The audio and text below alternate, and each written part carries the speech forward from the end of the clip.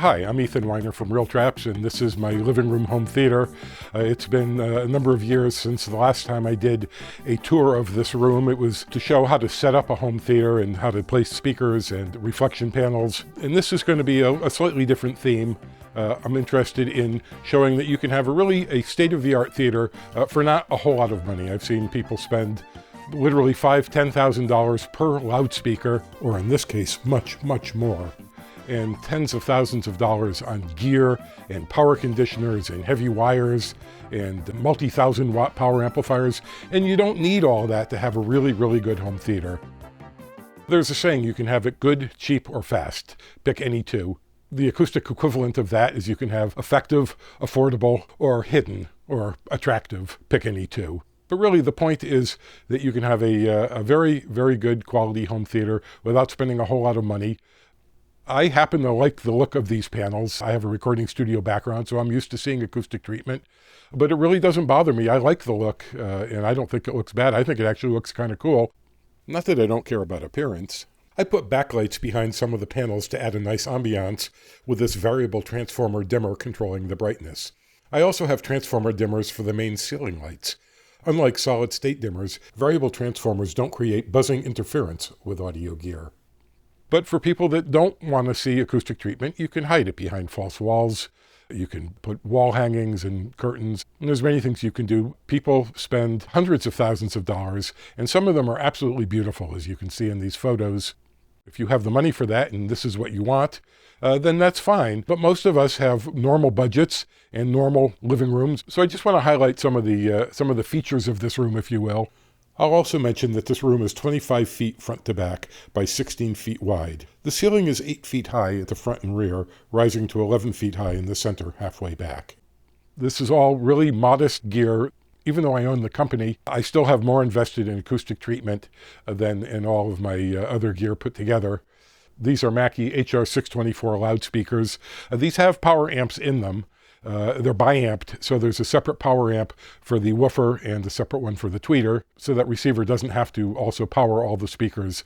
That has 100 watts per channel times 6 channels, but the only speakers that I have that are not powered are the rear surrounds. Those are passive. It was just easier than running line level signals to the back of the room and running AC power to them.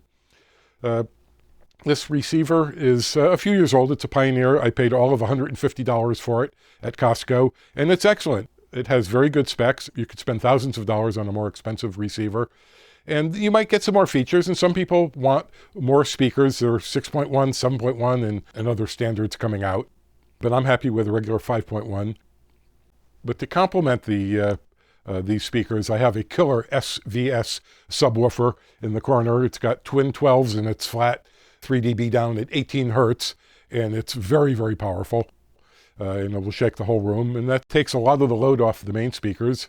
I also have a nice karaoke setup. I used to do mastering for Music Minus One, the karaoke division, and I have hundreds and hundreds of karaoke CDs, so I bought a karaoke player, and that's connected to the TV set, and I have a microphone and a really nice Mackie PA speaker, so you can hear what you're singing.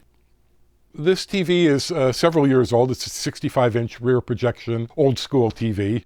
Since then, I've got this 159-inch screen. I also have a laptop computer.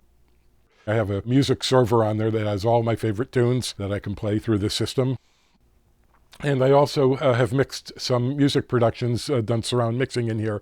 I have a home recording studio, but it's just stereo 2-channel. And when I want to do surround mixing, I have the software to do that. So I do it in this room and pull that table up right up to the couch and just sit there and I can mix. So I'm going to talk a little bit about the acoustic treatment in this room since it's so important. It really is. The most important thing that you would expect from your gear, your receiver, and your speakers and your subwoofer and your Blu-ray player, is that it have a flat frequency response, that it have low noise, and low distortion. And those are really how audio fidelity is defined. But the room often adds its own quality to everything you hear, and you really want to have a neutral room, and that is done typically with absorption. And the absorption goes at some key places. One is the reflection points, which are on the side walls, and there's another one on the other side matching. And that's about halfway between the seating and the loudspeakers. The floor is also a reflection point. Sound comes out of the speaker, hits the floor and comes up. The carpet helps. It's not as good as a real acoustic panel, but you can't put acoustic panels on the floor. And there's also acoustic panels on the ceiling, also at the reflection points about halfway between the speakers. And some sound does go up and gets back to the seating a little bit later. And you want to avoid that. You want to get rid of those reflections. And there's bass traps in the corners. That's a mondo trap and a tri-corner trap above. And there are other panels in the ceiling corners. There's 44 different panels in this room, and we'll see the back of the room in just a moment. There are a couple other things I should mention. One is I have a blackout shade here.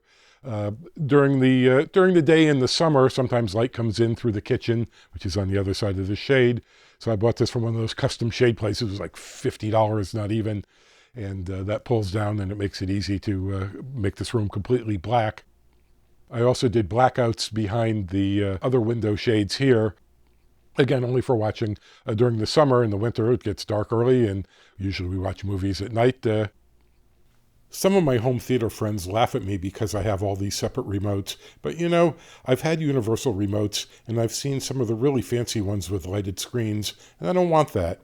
I can find each of these remotes in the dark, and I can work them perfectly just by touch without looking. So this is my Mitsubishi projector. A lot of times people mount them from the ceiling, but it was just a lot easier just to put it on a big speaker stand. And I ran a HDMI wire around the perimeter along the floor. And the back of the room here has bass traps in the ceiling corners. And these are mega traps. These are 2-foot units. They stack up 8 feet high. And this is the largest bass trap that Real Trap sells. They're very effective.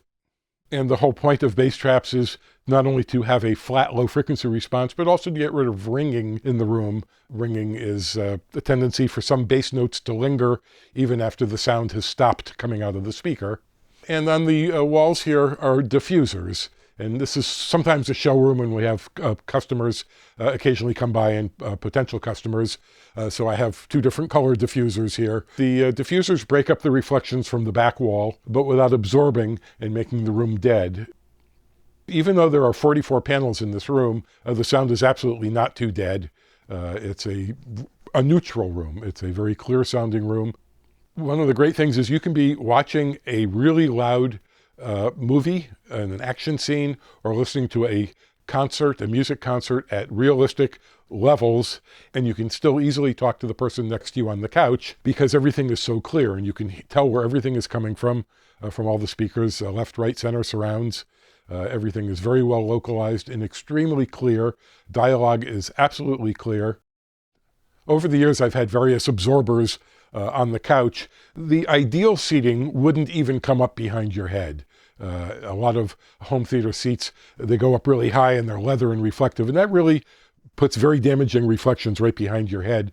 It's a lot better to not have anything behind your head at all, but if there is something, or if you want to slouch down, at least having something very thick and absorbent helps. I've had a variety of treatments on my couches here. At one point I had a doubled up bath towel, and then I made a very thick, 1-inch thick cover that covered the entire back of the front couch, made from 1-inch thick batting. It was actually 1/2-inch thick batting doubled over, and what's called baby fabric, a very, very soft fabric. And then Real Traps came out with these seat covers for a short while. They didn't sell that well, so we stopped making them, but I still have them, and they're very effective, and it really makes a difference. And there's an article on the Real Trap site that shows actually a measured frequency response with and without this type of cover on the couch behind your ears. And it really does make a difference in clarity and imaging. Also, the doorbell is at the other side of the house, so I bought a wireless doorbell, and that's right over here on top of this surround speaker, so we can hear when the pizza delivery guy comes. Finally, I can't emphasize enough how full and clear this system sounds, even at very high volume levels. Most people equate powerful audio systems with huge tower loudspeakers and kilowatts of amplifier power. But between the powerful SVS subwoofer and bi-amped professional studio monitors, we can achieve realistic live concert volume levels here without having to fill the living room with expensive audio gear. Coupled with the acoustic treatment, this is as close as you'll get to state-of-the-art sound in a modest-sized living room.